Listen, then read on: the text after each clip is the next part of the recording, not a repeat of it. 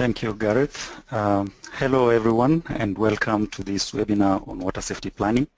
My name is Kizito Masinde. I'm a programs officer at the EWA regional office in Nairobi. I'm going to give a brief overview of the water safety planning process. As you may know, WSP is quite lengthy and the basic training takes at least a number of days.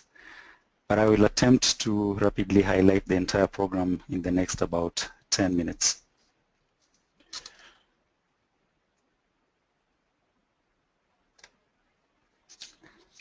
Just for your information and following up on what Gareth mentioned under the Floods and Droughts Management Tools project. In the project, we are working at basin and utility level, providing online tools to help in the preparation and planning for floods and droughts. At the utility level, we are working with utilities to develop tools that support water safety planning, because this is the process that is used to ensure water security and safety. And of course, for more information, please visit the link that is provided. So, water safety planning is a comprehensive risk assessment and risk management approach that encompasses all the steps in the water supply. And these are from the catchment through treatment, distribution, storage, and to the consumer.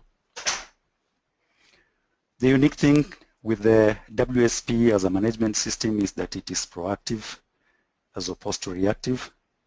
And this is achieved by having a very good knowledge of the supply system and being able to identify where problems might occur, and also putting barriers and management systems in place to stop any problems before they even occur. WSP also makes sure that all parts of the water supply system are working properly and in harmony. Now, WSP is not a new concept. It actually pulls together well-established features and standards of international best practice. For example, it borrows from the hazard analysis and critical control point principles. And it is not a plan in form of a document to be developed, but it has to be implemented. And that means that it is also not just a one-time exercise. And most important, WSP is not additional workload for suppliers, but it is exactly what they are supposed to be doing. The aim of a WSP is to consistently ensure the safety and acceptability of a drinking water supply. And when talking about the safety of drinking water, we mean that it is health-driven. Here we need to keep in mind that still a large number of people lack access to safe water. And even in highly industrialized countries, there are still sometimes major problems with drinking water quality. And a recent case is the Flint water crisis in Michigan. This tells us that traditional ways of ensuring water quality are not sufficient. Now, the water safety plan approach has it has 11 modules, and usually we begin with the preparation phase, which is the assembling of the team, and then of course the system assessment, which has 5 modules, then monitoring, which has 2 modules, management and communication, and then the feedback. We will start with assembling the team.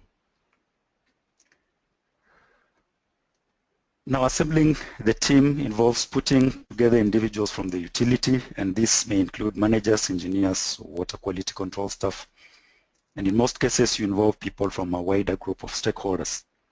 Now, the whole idea is to get an experienced multidisciplinary team that understands the components of the system and is well placed to assess the risks that may be associated with each component of the system. Sometimes something to note is that the WSP team is not just for the water quality department, but it should involve all the parts of the utility. The next step is to describe the water supply system, and here you aim to provide sufficient information that will help you understand the subsequent water quality risk assessment, and also to identify where the system is vulnerable to hazardous events. The result is that you come up with a detailed, up-to-date description of your water supply system, and you get to understand the quality of water that is currently being provided by the utility. You are also able to identify the different users and uses of the water. Here you take note of any special or sensitive users for water, for example, if you have hospitals around. Now, in describing the system, it is important to come up with a detailed flow diagram. A good flow diagram will greatly facilitate the identification of hazards and setting of controls. And this is because it helps the team to identify the pathways by which hazards can be transferred to consumers, and two, to identify key points on the flow diagram where control of the water quality is necessary. If the system is complex, the team should consider creating diagrams at 2 or 3 levels. For example, the first level can have a system overview, which is basically a general process flow diagram. And then the second level, the diagram will include system details, for example, a schematic of the water treatment plant, as you can see on the screen. The next step is with identification of hazards and hazardous events and assessing the risks. And here the objective is to identify all hazards and hazardous events that could result in the water supply getting contaminated or compromised. The other objective is to take note of all potential biological, physical, and chemical hazards associated with each component. For example, the microbial contamination, as you can see in the example. The step requires a technical understanding of the various aspects of collecting, treating, and distributing water, and an appreciation of pathways that lead to contamination. It therefore needs to be done in an inquisitive environment where you ask questions like what could go wrong and where. The best way to get answers to those questions is to use site visits and inspections and to analyze the detailed flow diagram. Desk studies of historical data are also useful. Here the team should endeavor to define and describe specific hazardous events that show the causes of the hazard, and this helps the team to achieve a more precise control measure or intervention that is specific to the event and therefore has a greater chance of addressing that specific hazard. Once the hazard has been identified, the team assesses the risk particular to each of the hazard, either through a qualitative approach or through a semi-quantitative approach, and these examples can be found in the WSP manual. Next is the determination and validation of control measures and the reassessment and prioritization of risks.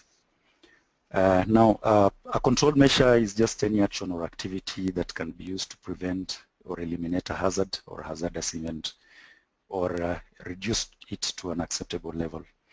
And control measures can take the form of either preventing contaminants from getting access to the water or removing hazards from the water, and this is typically what a treatment plant does, or inactivating pathogens in the water, or maintaining the quality of the water during the distribution.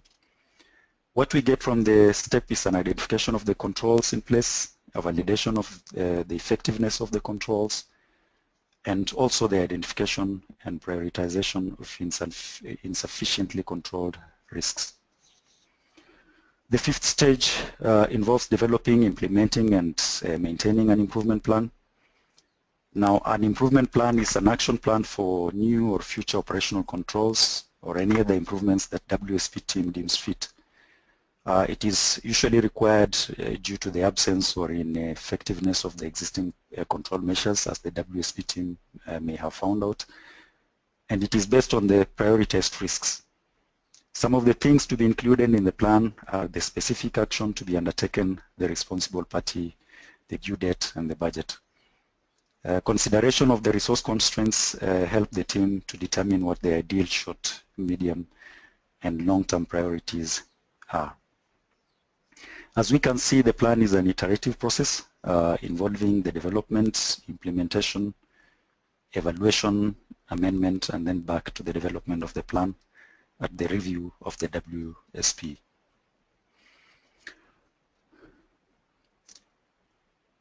After the plan, the WSP team defines how it will monitor the control measures, and monitoring of the controls points is essential for supporting risk management by demonstrating that the control measure is effective and that if a deviation is detected, that actions can be taken in a timely manner. Therefore, this step helps the team to identify and define operational monitoring that includes operational limits, and also to establish procedures which demonstrate that the controls are working as planned. And if these are not being met, then you establish corrective action. Step 7 of the WSP approach is the verification of the effectiveness of the WSP, and here the team aims to build a body of evidence that water produced by the water supply system is compliant. The team also confirms that the WSP is being implemented in practice as was intended. The output of the step is to have procedures that verify that the WSP is working effectively and that water that is being delivered to the customers will meet the health-based targets the team has set. Actions involve compliance monitoring, consumer satisfaction, surveys, and auditing. Preparing management procedures is the 8th step, and the step ensures that people and processes have adequate management procedures for normal operations, that is SOPs. They have procedures for incident conditions and for emergency situations. The step also ensures that there is adequate support for staff and processes to keep the operations of the WSP smooth. The WSP team is then required to develop supporting programs as the 9th step, and this may include such programs as training and awareness, research and development, and many others. The WSP team needs to note that some of the programs may already be in place, and many times they are actually in place, but the teams forget or they overlook them, not considering them as important elements of the WSP. To ensure that this does not happen, we have 3 steps in the development of supporting programs. 1, you review what is needed.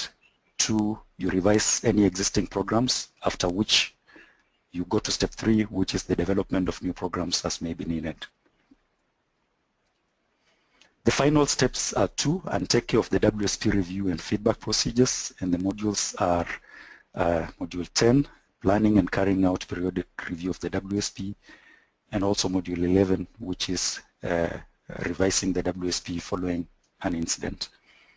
Now, a WSP can quickly be out of date, and this may happen because of changes either in the catchment, in the treatment, or in the distribution process.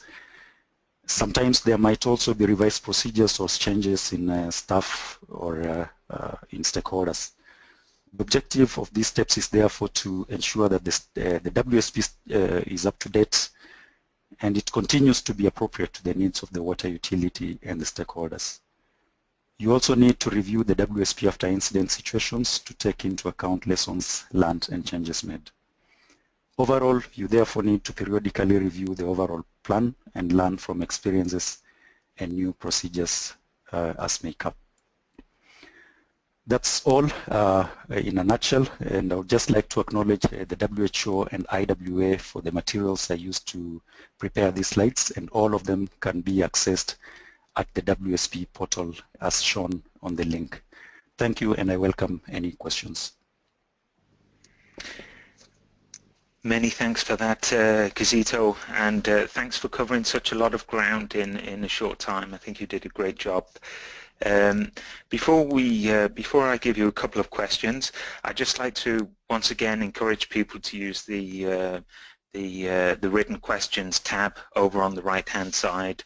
I should probably have also added at the beginning of the webinar that unfortunately we can't have an open mic question and answer session. I think we're more than 85 people on the webinar right now, and so as I'm sure you can appreciate, it's a little bit difficult to handle verbal exchanges, but please send us your questions and we'll do our best to address them either on the webinar here, or we will of course be able to follow up afterwards directly with you. So Kizito, a quick question for you. Please could you tell us what are the benefits of water safety planning to utilities in the face of floods and droughts, in your opinion? Yeah, as we said, WSP is a proactive management approach, and so Of course, when you are having incidents of floods and droughts, they are bound to impact on the utility. For example, you might find that the water quality changes, or even the quantity either reduces or increases depending on whether it's a flood or drought, or your infrastructure gets impacted upon negatively. And so water safety planning, when you go through the process, it helps you to actually look at these kind of hazards that you might face within the utility and put in control measures so that when these extreme events happen, they do not adversely affect your utility. So that's basically why WSP is quite important, for example, when it comes to those extreme events. Thanks, Kizito. Good answer, and great to see some more questions coming in. We're going to be picking up on those, at least the ones for Kizito, towards the end.